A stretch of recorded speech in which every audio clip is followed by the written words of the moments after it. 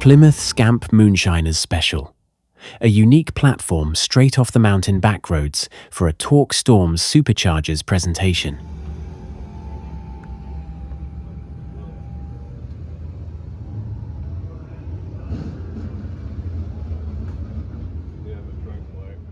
The first generation Plymouth Scamp was a somewhat obscure model based on the Valiant.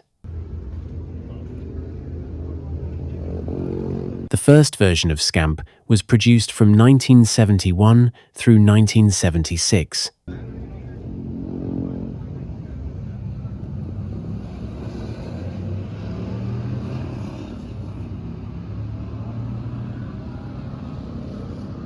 The Mopar 360 was introduced in 1971 and ran through 2003. In 1974, the 360 replaced the 340 in performance applications.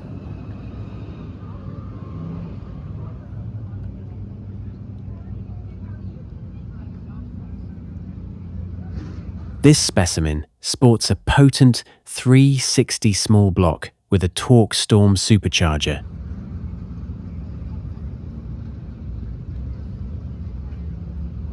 Plymouth Scamp Moonshiners Special, presented by Torque Storm Superchargers.